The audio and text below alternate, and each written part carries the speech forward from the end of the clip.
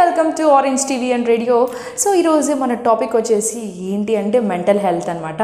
So mental health అనేది జనరల్గా మనం కామన్ లైఫ్లో కూడా ఎక్కువ యూస్ చేస్తూ ఉంటాం. చాలామందికి మెంటల్ హెల్త్ వల్ల డిప్రెషన్ అవుతూ ఉంటారు. అండ్ అలాగే ఈ కోవిడ్-19లో కూడా అసలు మెంటల్ హెల్త్ అనేది అసలు ఏంటి, ఎలా మనం వర్క్ చేయాలి, మెంటల్ హెల్త్ ఎలా బయటపడాలి అనే దాని మీద ఈరోజు అయితే మనతో డిస్కస్ చేయడానికి మన దగ్గరికి అయితే వచ్చేసారు మిసెస్ పార్వతి కశ్యప్ గారు.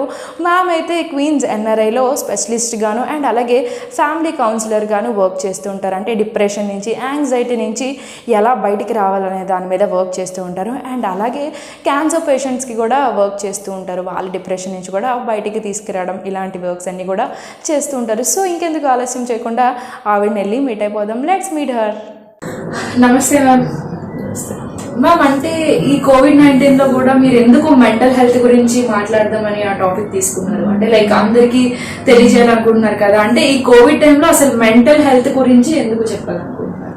చాలా మంచి క్వశ్చన్ అడిగావు. కానీ ఈ కోవిడ్ టైంలో మెంటల్ హెల్త్ తప్ప ఇంకోటి లేదు. ఎందుకంటే ఎక్కడ పెడితే అక్కడ డిప్రెషన్, యాంగ్జైటీ అంటే ఏంటంటే ఏమిటవుతుందో ఫ్యూచర్లో, ఎప్పుడు ఏమిటవుతుందో తెలీదు అని మనం ఎప్పుడేమో వచ్చి బోర్డు కొడుకుంటూ అలా కూర్చుంటాం. డిప్రెషన్ అంటే ఏంటి, మన వాడు పోయారు, ఇంతమంది అక్కడ పోయారు ఇక్కడ పోయారు అనేసి వాడి గురించి ఆలోచించి, అదేంటి గురించి ఆలోచించి, వీటిలో ఏంటంటే మన యూజువల్గా మనం చేయవలసిన యాక్టివిటీస్ ఏవి మనం చేయలేకపోతున్నాం. చిల్డ్రన్ ఉన్నారు అంటే స్టడీ, మీరు జాబ్స్ చేయాలి. తర్వాత పేరెంట్స్ ఉన్నారు అంటే వాళ్ళ పిల్లల్ని చూసుకోవడం, ఇవన్నీ చెయ్యాలి. కానీ ఆ నార్మల్ యాక్టివిటీస్ ఏమీ అవ్వకుండా పొద్దున్న లేచిన దగ్గర రాత్రి దాకా నాకు జ్వరం వచ్చిందా, నాకు దగ్గు వచ్చింది, ఒక తుమ్ముతో భయపడిపోయి, దగ్గుతో భయపడిపోయి, జ్వరం వచ్చిందేమో అని థర్మామీటర్ గురించి వెళుతూ ఉంటే, ఇంత యాంగ్జైటీలో మెంటల్ హెల్త్ కాకపోతే ఇంకేమిటి? ఏమైనా మనం కన్స్ట్రక్టివ్ గా ఆలోచించగలుగుతున్నామా? ఏమైనా చదువుకోగలుగుతున్నామా? ఏమైనా చదివితే మనం బుర్రకెక్కుతున్నామా? అవేం లేదు. అలాంటి టైంలో కోపప్ చేయడం కోసం ఏంటి ప్రాబ్లమ్స్ వస్తాయి, ఎలా కోపప్ చేయాలి, దాంట్లో ఎలా బయటికి రావాలి అని ఆలోచించడానికి మనం ఇవాళ ఒక డిస్కషన్ చేస్తున్నాం. ఓకే మ్యామ్, మరి ఇప్పుడు మీరే అన్నారు కదా లైక్ చాలా వస్తున్నాయి, దీనికి మనం భయపడకూడదు అది ఇది అని చెప్పి. కానీ కోవిడ్-19లో చాలా అంటే మనకి కోవిడ్ వల్ల చనిపోతున్నారు, ఇంకా మెడిసిన్ రావట్లేదు అని చెప్పి చాలా ఇష్యూస్ వస్తున్నాయి కదా. మరి నిజంగా దీనికి మనం భయపడాలా మెంటల్ హెల్త్ గా, లేదంటే లైక్ భయపడకపోయినా పర్వాలేదా? నాకు మీరు అడిగిన క్వశ్చన్ మీద ఒక ఇన్సిడెంట్ గుర్తొస్తున్నది. ఎగ్జామినేషన్ కి పిల్లలు భయపడి చదవాలా, భయపడకుండా చదవాలి? నాకు దీని మీద చిన్న అంటే జనరల్ గా అంటే మనం భయపడాలి, భయపడకుండా ఒకసారి డైరెక్ట్ గా ఎగ్జామ్ ఇచ్చేస్తే పిల్లలు చదవకుండా ఇస్తే ఓవర్ కాన్ఫిడెన్స్ మీద ఇస్తారు వాళ్ళు. ఆ ఓవర్ కాన్ఫిడెన్స్ మీద చదవకుండా ఏం రాసి ఏమైనా సరే వాళ్ళకి కొంచెం భయపడే, అమ్మో నేను పరీక్ష ఫెయిల్ అయిపోతానేమో అని, ఆ పరీక్షలో ఎలాగైనా పాస్ అవ్వాలి, మంచి మార్కులు రావాలి, ఫస్ట్ డివిజన్ రావాలని ఆ బేసిస్ మీద మనం చదువుకుంటూ బాగా చదువుతాం అనమాట. ఎక్కువ కానీ భయపడిపోయాడు అనుకోండి పిల్లడు, భయపడితే వాళ్ళు నర్వస్నెస్ వచ్చేస్తుంది, వాడు చదివింది మర్చిపోతాడు. ఎగ్జామ్ హాల్లోకి వెళ్ళిన తర్వాత క్వశ్చన్స్ బాగానే తెలుస్తున్నాయి కానీ ఆన్సర్స్ గుర్తురావు. అలాంటి సేమ్ ఫియర్ ఇక్కడ కూడా వస్తుంది. ఫియర్ అన్నది మంచిదే, ఒక లెవెల్ దాకా ఫియర్ రావడం చాలా మంచిది. ఎందుకంటే ఫియర్ వల్ల మనం జాగ్రత్త పడతాం, ఆ కోవిడ్ రాకుండా చూసుకుంటాం, కోవిడ్ వస్తే ఎలా చేయాలో ఏం చేయాలో కూడా ఆలోచిస్తాం, అనే జాగ్రత్తలన్నీ కూడా అబ్జర్వ్ చేస్తాం అనమాట. అయితే మీరు చెప్పినట్లు భయం ఉండాలా వద్దా అని, భయం ఉండాలి కానీ ఒక లిమిట్ దాకా ఉండాలి. Excess of anything is bad. ఏదైనా ఎక్కువగా కానీ మనం ఫాలో అవుతే అందులో డిజాస్టరే వస్తుంది అనమాట. అందుకే మనం జాగ్రత్తగా ఆ భయం పెట్టుకొని ఆ ప్రకారం మన తలుపు చేతులు కడుక్కోవాలా, మాస్క్ పెట్టుకోవాలా. బై ద వే నేనేమో వచ్చి ఇప్పుడు కోవిడ్ ఇది ఫాలో అవుతున్నాను, దూరంగానే ఉన్నాను, బాగా స్టెరిలైజ్ చేసుకొని ఇక్కడ కూర్చున్నాను. I think we're maintaining the distance right. Okay, అది సంగతి. అలాగా మాస్క్ అవి పెట్టుకోవడం, ఇవన్నీ జాగ్రత్తగా అబ్జర్వ్ చేస్తే ఇంకేం ప్రాబ్లం ఉండదు కదా.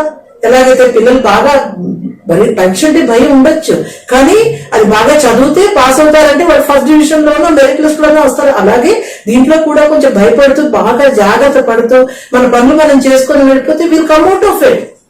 ఈ పెండమిక్ తనది ఎఫెక్ట్ మన మీద పడుతుంది. కోల్డ్ ఎలా వచ్చిందో, ఫీవర్ ఎలా వచ్చిందో, ఫ్లూ ఎలా వచ్చిందో, ఇందులో కూడా అలాగే మనం జాగ్రత్త పడితే మనం బయటకు వచ్చేస్తాం. Thank you. ఓకే, ఈ పాండమిక్ సిచ్యువేషన్ లో చాలా మంది కోవిడ్ పేషెంట్స్ కూడా మెంటల్ గా డిప్రెస్ అవుతూ ఉంటారు. సో మరి మీరు వాళ్ళని ఎలాగా కేర్ చేస్తున్నారు, లైక్ ఆ పేషెంట్స్ ని ఎలాగా కేర్ చేసుకుంటున్నారు యాజ్ ఏ కేర్ టేకర్ గా? ఓకే, అంటే నువ్వు అన్నది ఏంటంటే ఒక పేషెంట్ పక్కన ఎవరో ఒకటి సర్వీస్ చేయడానికి ఉండాలి. Maybe the wife, it maybe the if wife fall sick husband చూడటము ఇలాంటివి ఏవో ఉంటాయి కదా, ఆ కేర్ టేకర్ గురించి మాట్లాడుతున్నారు. Right, it's very good question అమ్మా. ఇప్పుడు జనరల్ గా మనం అబ్జర్వ్ చేసినట్టు నేను హాస్పిటల్స్ లో చాలా అబ్జర్వ్ చేస్తాను. పేషెంట్ తీసుకొని వస్తారు, డాక్టర్ టెస్ట్ చేస్తారు, పాజిటివ్ అని డిక్లేర్ అవుతుంది అనగానే అక్కడి నుండి ఇంకా సోషల్ డిస్టెన్సింగ్ మొదలైపోతుంది. ఆ ముందర సోషల్ డిస్టెన్సింగ్ లేదు, బాగానే ఉన్నారు. ఎప్పుడైతే పాజిటివ్ అని చెప్పారో అక్కడి నుండి social distancing between the care taker and the patient మొదలైపోతుంది. అది నిజంగా అనర్థం.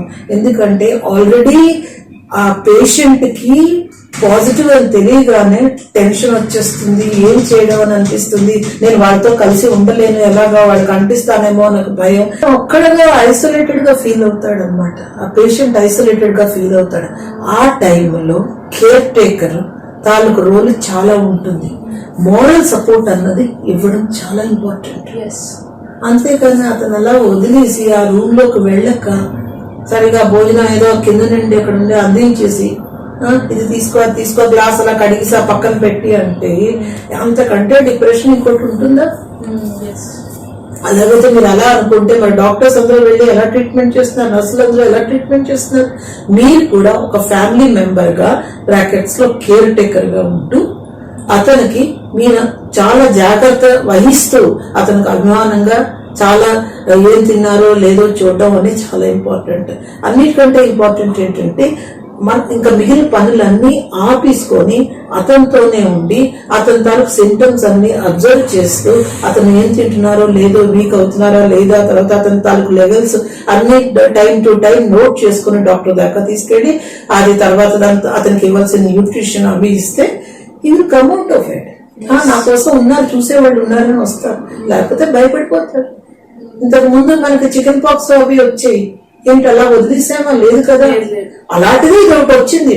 ఇప్పుడు ఏమిటంటే అది ఇంత కాంప్లికేటెడ్ గా చేసేస్తున్నారు కాబట్టి, అలా ఊహించుకుంటున్నారు కాబట్టి భయపడిపోతున్నారు. ఇంతకు ముందు కూడా పాండమిక్స్ వచ్చాయి, ఇంతకు ముందు కూడా ఎపిడమిక్స్ వచ్చాయి, ఏమో ఓవర్కమ్ చేయలేదా? సో ఓవర్కమ్ ఎందుకు చేశారు అంటే వాళ్ళు అనుకొని జాగ్రత్తగా వాడికి న్యూట్రిషన్ ప్రాపర్ గా ఇచ్చి తర్వాత వాళ్ళకి మెంటలీ వాళ్ళని సపోర్ట్ చేసి ఎమోషనల్లీ సపోర్ట్ చేసి టైం టు టైం వాళ్ళతో జాగ్రత్తగా మెయింటైన్ చేస్తూ ఆ రీడింగ్స్ అన్ని తీసుకెళ్లి డాక్టర్ దాకా ఇవ్వాలి. That is the role of a caretaker. Isolation లో ఉంటాడు మనిషి, ఆ ఐసోలేషన్ లో వాడి బుర్ర ఎక్కడెక్కడ దాకానో వెళ్తూ ఉంటుంది, ఎంతో అప్సెట్ అవుతూ ఉంటాడు. ఇంపార్టెంట్ ఏంటి అంటే కమ్యూనికేట్ చేస్తున్నప్పుడు ఆ పేషెంట్ తోని కొంచెం మాట్లాడొచ్చు, కొంచెం డిస్టెన్స్ మెయింటైన్ చేసి మాట్లాడండి. మాస్క్ తను వేసుకుంటారు, మీరు వేసుకుని మాట్లాడి అతని సక్సెస్ స్టోరీస్ చెప్పండి, ఫోన్ లో మాట్లాడించండి, వీడియో కాల్స్ చేయించండి. అంటే అతను ఐసోలేటెడ్ గా ఉంటున్నా అతనితో అందరూ ఉంటున్న ఫీలింగ్ వస్తుంది. నార్మల్ గా అతను ఉంటున్నట్లే ఫీల్ అవుతాయి, ఆ గుడ్ ఫీల్ వస్తుంది. ఫీలింగ్ గుడ్ వస్తే ఆటోమేటిక్లీ సిస్టమ్స్ అన్ని కూడా బాడీలో పనిచేస్తాయి. ఆకలి బాగా వస్తుంది, నిద్ర బాగా వస్తుంది, తర్వాత ఒక హ్యాపీనెస్ వస్తుంది మనిషిలో. ఆ హ్యాపీనెస్ తోని, ఆ నిద్రతోని, ఆ మంచి ఫుడ్ తోని, న్యూట్రిషన్ తోని అతను బయటకు వచ్చేస్తాడు. ఇప్పుడు ఈ కోవిడ్ పీరియడ్ లో పేషెంట్స్ ఉంటారు కదా, ఎలాంటి మెంటల్ ఇష్యూస్ ని వాళ్ళు ఫేస్ చేస్తూ ఉంటారు, దానికి మీరు ఏం సజెస్ట్ చేస్తారు? బ్యూటిఫుల్, మంచి క్వశ్చన్ అడిగాము. ఎందుకంటే అందరూ చుట్టుపక్కల ఉంటే, ఆ టైంలో ఆనందంగా ఉంటే, ఆ టైంలో ఏ నెగటివ్స్ థాట్స్ రావు. కానీ అతను ఐసోలేట్ అయిపోయాడు, పాయింట్ నెంబర్ 1. సెకండ్ థింగ్, అతను సిక్ అని ఒకటి ప్రూవ్ అయిపోయింది, అదొకటి. దీంతో వాడికి డిప్రెషన్ వచ్చేస్తుంది పేషెంట్ కి. వచ్చేసి తర్వాత నాకేదో అయిపోతుందేమో, నా వల్ల ఇంకెవరో ఏమైనా అయిపోతారేమో, దీని తర్వాత ఇంతమంది పోయారు కదా నేను కూడా పోతానేమో, ఇలాంటి ఫీలింగ్స్ అన్ని వస్తాయి. సట్ ఓకే ఫైన్. సో దాంట్లో తర్వాత మళ్ళీ రాత్రి పడుకున్నప్పుడు కూడా ఈ థాట్స్ తోనే రోజంతా కూడా ఉంటారు కాబట్టి రాత్రి పడుకున్నప్పుడు కూడా అవే థాట్స్ రిజిస్టర్ అయి ఉంటాయి కాబట్టి కల్లో కూడా అవే థాట్స్ వచ్చి కవుక నులికి పడి లేచిపోయి మరి ఆ తర్వాత నిద్ర పట్టదు. స్లీప్లెస్నెస్.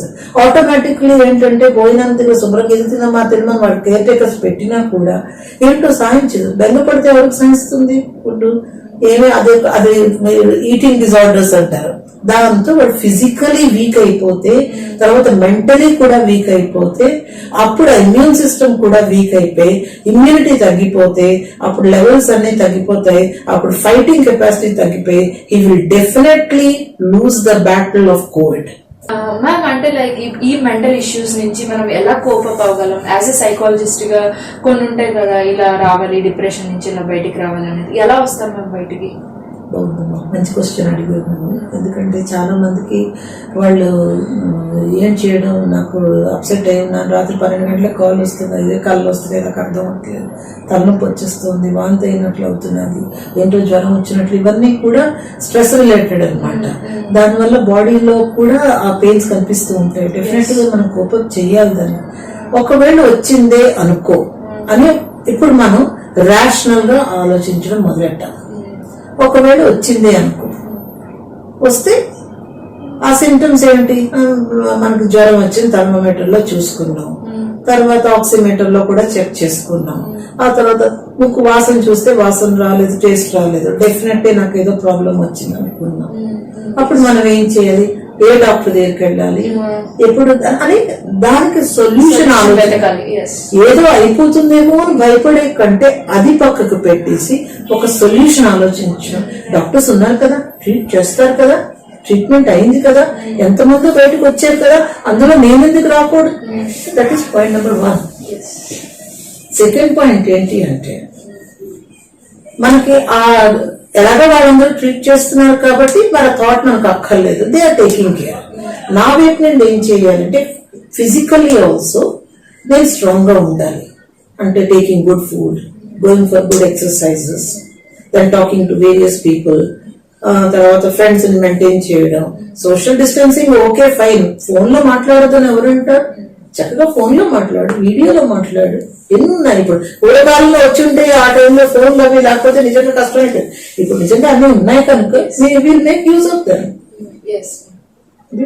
అంటే ఎంత పెద్ద ప్రాబ్లం అయినా కూడా మనం దానికి ఒక సొల్యూషన్ ఉంటుంది అని ఆ సొల్యూషన్ వైపు పెడితే ఈ ప్రాబ్లం కనిపించక we will find the way out, will come out of it.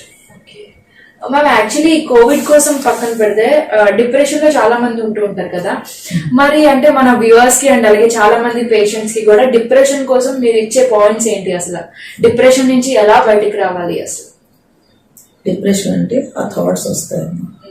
అంటే ఇప్పుడు ఎవరో పోయారని, లేకపోతే ఇంకేదో అయిపోయిందని, అవన్నిటికీ ఆ నెగటివ్ థాట్స్ వస్తాయి. నెగటివ్ థాట్స్ వచ్చినప్పుడు ఆలోచించాలి, ఇవి ఎంత దాకా కరెక్ట్, నేను కొంచెం ఓవర్ థింకింగ్ చేస్తున్నానా, అదర్వైజ్ ఇఫ్ ఓవర్ థింకింగ్ చేయకపోతే ఇట్స్ ఓకే, ఇవన్నీ పాయింట్స్ ఉన్నాయి దీంట్లో ఎలా రావాలని. ఒకవేళ ఓవర్ థింకింగ్ అయితే ఇక్కడ ఆపేసి ఒక సొల్యూషన్ దొరకకపోతే మనం అక్కడ నుండి షిఫ్ట్ అయ్యి ఇంకొక థాట్ మీద ప్రయారిటైజ్ చేయాలి. అంతకంటే ఇంపార్టెంట్ థాట్స్ ఉన్నాయి కదా మన దగ్గర, ఆ థాట్స్ మీద కాన్సన్ట్రేట్ చేసి ప్రొడక్టివ్ గా అటుపక్క వెళ్ళాలి. అంతేకాని అందులోనే ఉంటే అక్కడ మన స్టోరీస్ అల్లుకుంటూ వెళ్ళిపోతాం.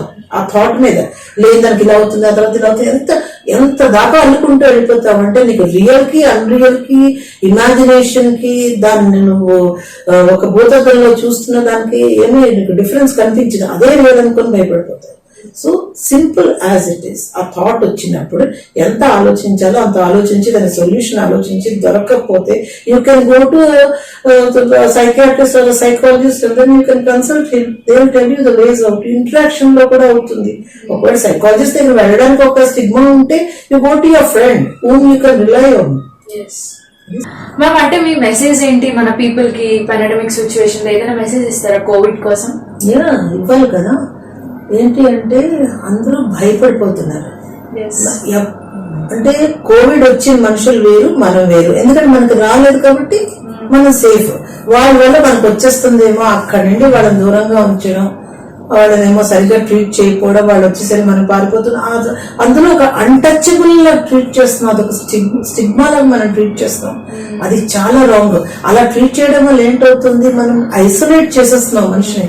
అందులో అతనికి వచ్చిన డిప్రెషన్, అతను ఏదో తప్పు చేసినట్లు అతను ఫీల్ అవుతాడు. మీకు ఇంకో విషయం చెప్తున్నాను, ఈ టైంలో అతను అలా నువ్వు ట్రీట్ చేయడం వల్ల రేపొద్దు మన మధ్యలో ఎవరికైనా వస్తే అతను ట్రీట్ చేసినట్లు మనం ట్రీట్ చేస్తారని మన హాస్పిటల్కి వెళ్ళలేదు అనుకో, ఏంటవుతుందో తెలిసిన రైట్ టైం అప్పుడు కానీ పేషెంట్ కానీ హాస్పిటల్కి వెళ్ళకపోతే వెంటిలేటర్ దాకా వెళ్ళిపోతాడు. చేసేది ఏమీ లేదు ఆ తర్వాత, ఏమీ చేసేది లేదు అంతే. కనుక ఎంతమంది అయితే డెత్స్ అయ్యాయో ఇంచుమించు చాలా మందికి ఇలాగే అయింది. రావడం, అది కాదనుకోవడం, ఇంట్లో కూర్చోవడం, హోమ్ క్వారంటైన్ లో ఉండి ట్రీట్మెంట్ చేయించుకోవడం, ఇవన్నీ వాళ్ళు చేస్తున్నారు. I'm just requesting my patients or my people around, ఒకవేళ ఏవైనా స్లైట్ మీకు కానీ సింటమ్స్ కనిపించినా వాళ్ళని మనం కొంచెం జాగ్రత్తగా ట్రీట్ చేస్తూ, అది ఏంటంటే ఒక ఫ్లూ లాగా, ఒక జ్వరం లాగా వచ్చింది, ఒక టైఫాయిడ్ లాగా వచ్చిందని వాళ్ళని కొంచెం జాగ్రత్తగా హ్యాండిల్ చేస్తూ, అంటే సోషల్ డిస్టెన్సింగ్ మెయింటైన్ చేయడం. కానీ వీఆర్ దేర్ విత్ యూ అని, నీకే కాదు మా అందరికీ కూడా ఇలా రావచ్చు, మేము కూడా ఫేస్ చేయాలని ఒక ఎంపతి చూపిస్తూ అతని డాక్టర్ దగ్గర తీసుకెళ్లి ట్రీట్మెంట్ చేయించారు వాళ్ళకి.